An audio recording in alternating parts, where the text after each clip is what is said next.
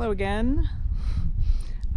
So you may have noticed some different theming on my previous basket video, and that is in response to my few number of viewers who gave me feedback that was like, well, what is your channel about? What do what are your videos about? Is it about anything? And my initial response was no. Well, yes and no. It's meant to be about what I'm doing here on the land, my personal journey, kind of sort of, right? I mean, I've been here for a long time, so it's not like I am just now discovering this place. No. And the reason I've kind of decided to narrow the focus down into a theme of vintage homestead is there will be overlap between vintage and homestead. But I mean, homesteading stuff, living up in the country, some of it by default is vintage skills or old-timey skills, or cottagecore, as the kids are calling it these days. Back to the land movement type stuff, which is what I'm most familiar with, having being a child of the 70s. Growing your own food and that kind of thing. A lot of those skills are old-time vintage skills. So in this installment of what I am doing, and I also got feedback that over-explaining was, funny, but not complimentary to what I'm trying to do here, which is actually like give you actual information. So it's like kind of a negative. So I'm kind of moving away from that. I'm over explaining something. I still think it's funny, but that's some of the feedback that I've gotten. So today's video is about chickens. I used to have chickens. I used to have ducks. I used to have sheep. I used to have goats. I used to have horses. Pretty much everything except for cows and pigs. I've had it in terms of livestock, and I've really missed having chickens. So I'm going to take an old goat pen. Let me show you. I'm going to take our old goat pen that's just below the house and kind of reclaim it, fix it up. There's some brush that's overgrown it. It's difficult to get to. See, I'm getting like whacked by branches. Anyway, make some proper steps right here for safety. And this actually used to be a generator shed that was then turned into a goat shed that is now going to be a chicken shed. So this is the third life of this old house. As you can see, there's a board knocked out back there. I need to replace that board. There's some very, very old goat manure in here and some carpeting that I need to clean out. There's some fence repair. The chickens can get out there, and I slightly don't really care if they do get out. They can wander around, but for their safety, I just as soon they go back into their, where they're going to be laying and staying warm in the winter in this funky generator shed that I'm going to be, fixing up. And so I'm going to show you how I'm doing that, what chickens need, so that if you are in an area where you can have chickens of your own, you've never tried it before, hopefully this will be helpful to you, so that you can see what they require if you would like to get some, maybe in the spring, or if you have a place where you can get adult hens, which I'm going to be getting on Friday, which I will also show you later in this video, hopefully. Then you'll know what to do for them. Say hello, Gracie. Of course, now she stopped meowing. So with a minimum amount of cussing and some sweat, I've cleared away a bunch of the problems. So brush, cut away, path kind of cleared. I got the doors closed. I've done some fence securing. There was a big hole here that I just stacked rocks up because it's just chickens. I mean, they can't push big giant rocks out of the way. But first problem I've encountered is this big gap here. What's happened is the doors are so old that they're sagging in the middle. I think this one is the one I'm going to use to get into the coop to get the eggs and such. This door is kind of a lost cause. The bottom is rotten out. So what I did is I put a piece of like plastic decking board under it to kind of hold this end up. But there's this big gap here that that a very motivated chicken could get out of. So probably what I'll end up doing is once I get this door into square, I'll reassess the situation and probably just tack a board on the back of here to close up that gap. Because I mean, it literally, it's just a chicken pen. So, you know, I fixed that board back there.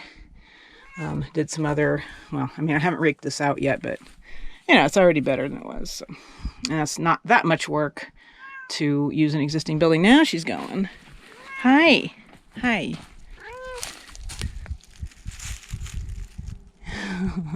Gracie, yes. Gracie.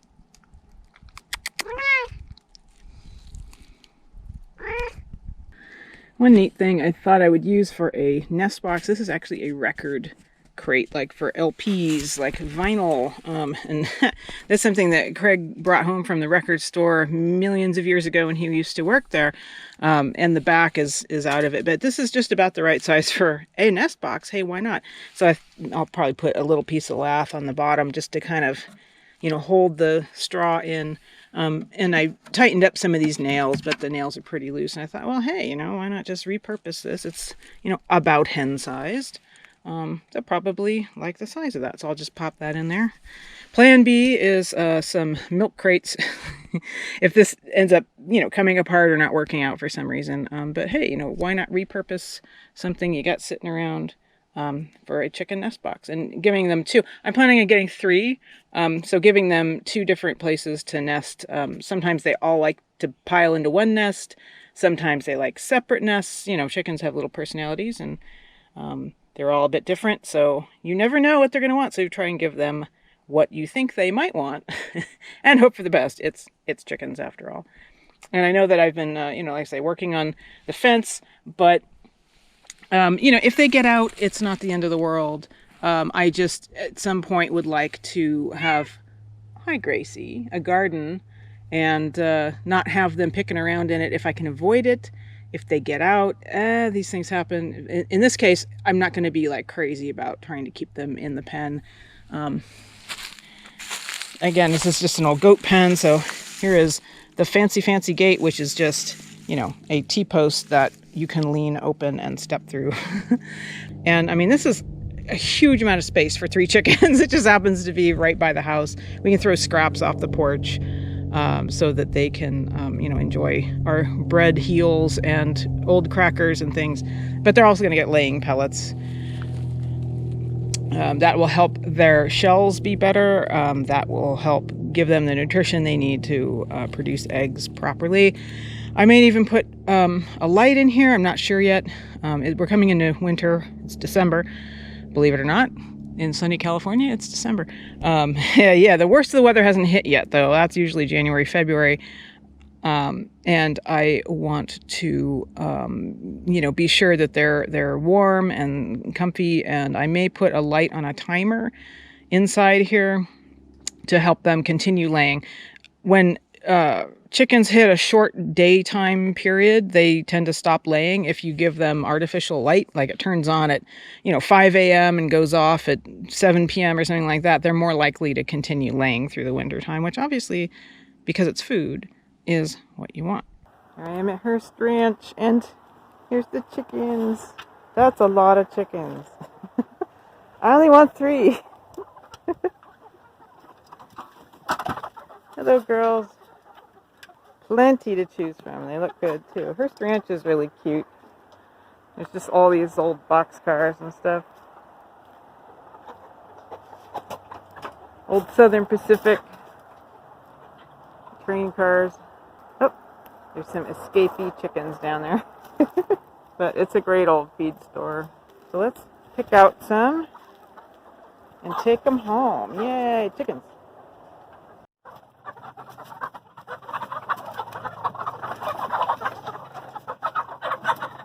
Straight beaks, that kind of stuff? Yeah.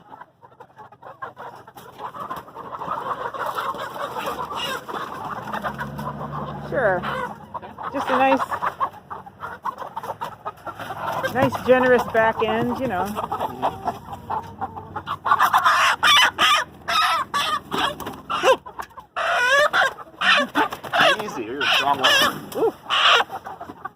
one with the black tail right here. All right. The beak look good? Oh yeah. Feet look good. Beak looks good. Happy, healthy birds. All right. See, what people don't realize is that this area is a big agricultural area. We've got orchards and vineyards and olives, chicken, beef, I mean, you name it. Turkeys, Diestel Ranch is near here, so this is a hub. This is where people come to get what they need. Anyway. Leave the girls alone. Come on. No. That means leave them alone. Your butt. Okay, ladies. Hello. There you go. You can hop out. There you go. Go on. Don't want to hop out. Well, you need to hop out. Come on. Come on. Go on. Go on. There you go. All right. Got their nest box there. Conveniently located next to the door, so I'm not crawling through manure Right. to get to the And they can come out here via that door.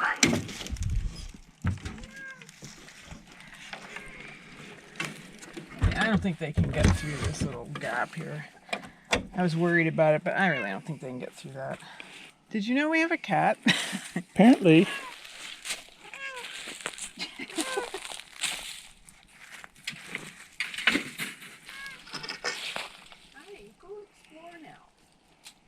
They're happy in there. That's good. Okay. You can go out. Don't you go. Don't you go. Gracie's coming in. No, hey, you can. Come on. Come on. Come on.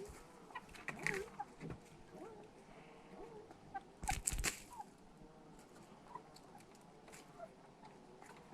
Yep, out you go.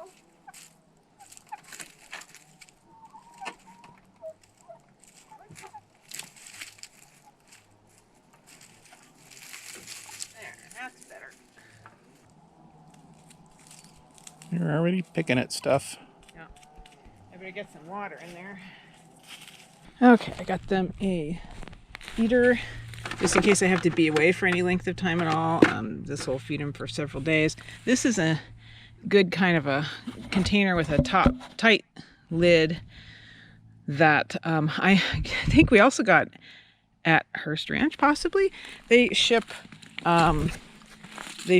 cereal grains and things like that, and so if you can find one of these things are fantastic. And here's lay pellets. I prefer pellets to laying mash because these aren't going to instantly just disappear. If you throw it on the ground, laying mash just sort of turns into the ground. But lay pellets, will stand up to moisture a little bit, and the chickens can find them. And I feel like there's a lot less waste when you get pellets instead of laying mash. And you do want lay feed, which will help them keep their energy up. Their not deplete their own bodies in the name of laying eggs for you. Keeps the shells good so they don't get really thin and brittle and prone to breaking. So that is what we do. If the egg shells are getting really thin, then I will buy them some oyster shell pieces that they can then eat. And you can also very carefully feed them their own eggshells back to them, but you have to crush them up so that they're not recognizable as eggs. Because if they start recognizing that eggs are food, they will start eating their own eggs or eat the eggs of the other chickens that are with them before you can get them in the morning or in the afternoon. So definitely discourage that whenever possible by crunching up their shells. If you notice that you have an egg eater, just get the eggs out of there as quickly as you can, and they will eventually just sort of stop doing it. So I have a little dish of water here just until they figure out what's going on. I put a small bowl of water here until they find the one way over across the yard. Their feeder is in there. Their nest box is in there. And they are over there. They are exploring the world. Yay. I think they've never been outside of a pen in their lives. I think they see the fence and it's familiar and they're sticking together, which is great, which is why I got 3, thinking they'd be little chicken friends. And they're actually pretty easy to tell apart, so that's great. One with a black tail, one with a darker body and kind of a paler collar, and then kind of the lightest brown of them. They're nice looking chickens. They're probably some kind of a New Hampshire cross, possibly Rhode Island Red cross with that black tail. Rhode Island Reds tend to be much darker brownish red, whereas New Hampshires are more like that tan one in the middle there. And your laying hens will start, they're going to start in about a month. They start at about, I don't know, 6 months old, something like that. And then their best laying years are about when they're between, when they start and about 3 years. They'll go until really about 6 years, and they really start dropping off in egg quantity. You'll get an egg, a good layer will give you about 300 a year, so a little less than 1 a day. But yeah, they live to be about 10, but they don't lay much after about 6. But chickens are just a benefit in every single way. You get eggs from them. They eat insects that you don't want, mice. They eat kitchen scraps that you don't want, and you get eggs from them. And they're just sweet little animals. Oh, well, okay. You decided that flying is fun. Okay, well, oh, that reminds me, I've got to trim their wings. Oh, yeah. They could fly right over the fence. Well, again, if they do, it's not a big deal right now because I don't have a vegetable garden going. In the spring, it will be a big deal because they'll eat all my baby vegetables. So I will get on that soon. Right now, though, actually, they can just keep them because it'll help them get away from predators more easily. But in spring, they're getting clipped. So, day 1 of chickens. Yay! Finally, I got chickens. I've been wanting chickens for a while. Remember to subscribe, click the bell so you're notified when I post a new video. And I'll see you soon on Willow's Vintage Homestead.